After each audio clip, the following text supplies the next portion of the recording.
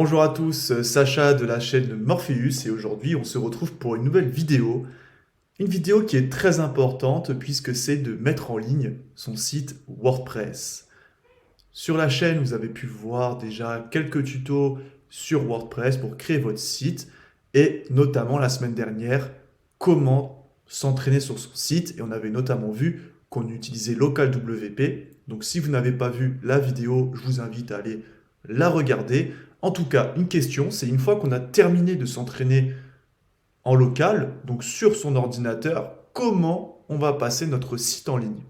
Et pour ça, j'ai une technique et une méthode qui est une des plus rapides, qui est sécurisée et surtout très rapide, très simple. Donc je vais vous la montrer aujourd'hui. Donc pour ça, on va passer par ce qu'on appelle une extension. Donc on a déjà pu voir ce que c'est une extension. C'est tout simplement une fonctionnalité qu'on va ajouter en plus. Et cette extension-là s'appelle WP Vivid.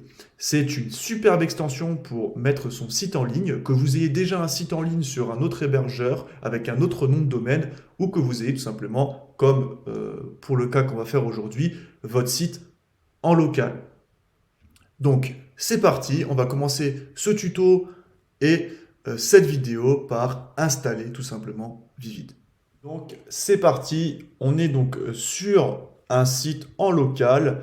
Alors le site, je vais vous le montrer comme ça, vous verrez bien une fois qu'on est en ligne. Donc là, on a le site qui est en anglais et sur le thème des voyages. Donc ce site-là, on souhaite maintenant le mettre en ligne, ou en tout cas on souhaite le transférer sur un autre site. Donc je vais vous montrer comment faire. Donc la première des choses, on va aller sur son panneau d'administration. Et dans son panneau d'administration, on va tout simplement aller dans Extensions. Dans Extensions, on va aller ajouter une nouvelle extension. Et l'extension en question, c'est WP Vivid. Hop. Donc on recherche, on fait bien attention, donc il y en a deux.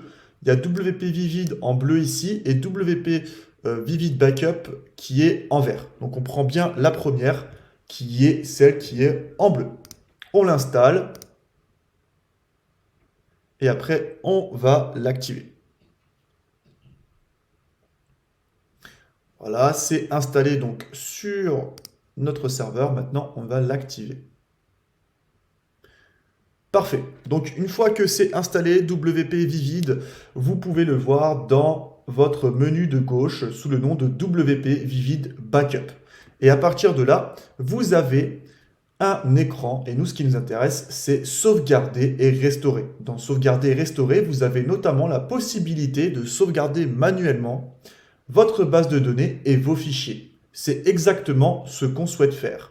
Et on souhaite l'enregistrer en local, c'est-à-dire sur notre ordinateur. Donc, on va tout simplement appuyer sur le bouton sauvegarder. D'ailleurs, pendant la sauvegarde, si vous souhaitez sécuriser votre site WordPress, n'oubliez pas que dans la description, vous avez accès à un e-book complet sur comment sécuriser son site WordPress. Donc, n'hésitez pas à cliquer sur le lien pour avoir cette ressource-là gratuitement. Voilà, donc là, c'est sauvegardé et vous voyez juste en dessous qu'on a bien la sauvegarde qui est disponible. Donc à ce moment-là, très simple, on va appuyer sur télécharger. Donc en fonction de la taille de votre site, vous pouvez avoir plusieurs fichiers. Ça ne changera absolument rien du tout. Il faudra juste, au moment où vous le passez en ligne, mettre les deux fichiers et pas un seul, forcément. D'ailleurs, c'est son avantage concurrentiel à cette extension, puisque vous pouvez avoir un site de n'importe quelle taille, vous pourrez le passer en ligne, ce qui n'est pas le cas de Duplicator pour les connaisseurs. Donc, on l'a téléchargé, donc là on a bien le fichier donc, de notre site qui comprend notre base de données et nos fichiers. Donc on a juste à, voilà, là je vais le mettre sur mon ordinateur, sur mon bureau. Et donc là, à partir de là, on a bien téléchargé notre site. Donc on va passer à la deuxième étape qui va être de le mettre sur notre nouveau site, donc notre site en ligne ou tout simplement sur un autre site, le site que vous souhaitez. C'est ce qu'on va faire donc maintenant. On est donc sur la page de connexion du nouveau site, donc sur le site où on veut avoir, où je veux migrer mon site de voyage. Comme tous les sites, on est sur l'interface de connexion, donc je vais rentrer mes identifiants. Une fois que c'est fait, je vais me connecter, bien entendu, et là, je vais quand même vous montrer que c'est un site où il n'y a rien dessus, bien entendu. Donc, je vais aller sur mon site, qui s'appelle d'ailleurs Mettre en ligne, et on voit qu'il n'y a rien dessus. C'est le site de base de WordPress en 2022. Donc, je vais maintenant retourner sur mon interface d'administration et je vais réaliser la même procédure qu'à l'étape précédente, c'est-à-dire installer WP Vivid. Donc, extension, ajouter, et là, je vais chercher WP Vivid. C'est fait. Je vais installer donc dès maintenant l'extension. J'attends donc qu'elle se télécharge et je vais bien entendu l'activer. À ce moment-là, je vais aller dans Téléverser juste ici. Parfait. Donc, une fois que je suis dans Téléverser, deux solutions s'offrent à moi. Soit je vais chercher le fichier, vous vous rappelez qu'on a téléchargé de l'ancien site, ou soit je le glisse. Donc là, je vais le glisser. Donc, je réduis ma fenêtre et hop, j'agrandis. Et je vais pouvoir glisser mon fichier, vous vous rappelez, qui est juste ici. Donc, je glisse le fichier de mon site précédent. Je remets en plein écran et là, je peux upload ce fichier-là sur le site. Ce que je vais faire maintenant. Donc là, ça va prendre un peu de temps, le temps de télécharger les données. Donc en fonction de la taille de votre site, ça prend plus ou moins de temps. C'est fait.